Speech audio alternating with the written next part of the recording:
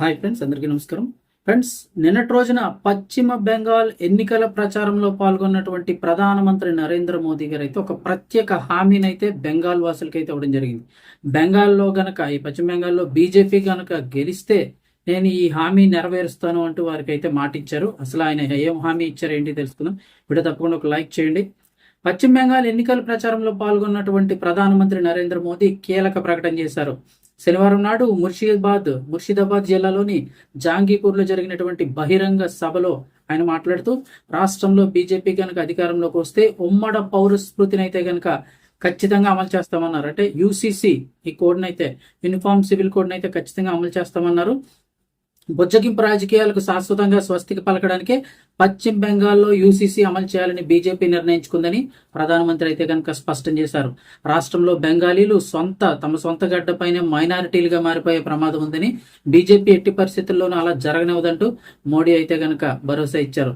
ఇక యూసీసీ చాలా మందికి తెలుసు, కొంతమంది తెలియని వాళ్ళు కూడా ఉంటారు. యూనిఫామ్ సివిల్ కోడ్, ఉమ్మడ పౌర స్మృతి అంటే దేశంలో పౌరులందరికీ కులం, మతం, ప్రాంతం వాటితో భేదం లేకుండా అందరికీ ఒకే విధమైన అంటే వ్యక్తిగత వ్యవహారాలకు సంబంధించి ఒకే దేశం, ఒకే చట్టం ఉండాలన్నది దీని ప్రధాన ఉద్దేశం.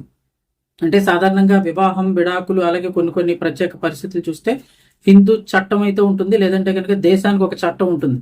అలా కాకుండా ఇక్కడ మనకి ముస్లిం లా కూడా చేస్తూ ఉంటారు. అంటే వివాహం చేసుకునే విధానంలో వాళ్ళు ఆల్రెడీ వివాహమైన మరో ముగ్గురిని కూడా చేసుకోవచ్చని ముస్లిం లా చెప్తుంటుంది.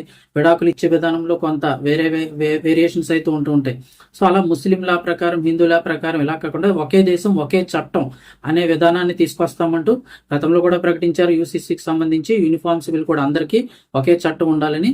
ఇక అలాగే దీనికి సంబంధించి దేశంలో వివాహం, విడాకులు, ఆస్తి పంపకాలు, వారసత్వం, పిల్లల దత్తం వంటి వ్యక్తిగత వ్యవహారాలకు సంబంధించి హిందువులు, ముస్లింలు, క్రైస్తవులు, ఇంక మిగతా ఏ మతాలకు సంబంధించిన వాళ్ళందరికీ ఒకటే చట్టం అయితే ఉండాలని చెప్పేసి అమలు చేయాలనుకుంటున్నారు.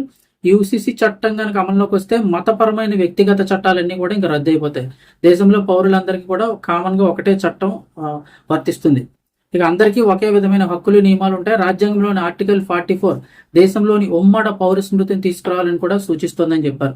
ఒకవేళ పశ్చిమ బెంగాల్లో బీజేపీ అధికారంలోకి వస్తే అక్కడ యూసీసీని అయితే కనుక యూనిఫామ్ సివిల్ కోడ్ని అమలు చేస్తాం ఖచ్చితంగా అని ప్రధానమంత్రి మోదీ అయితే హామీ ఇచ్చారు.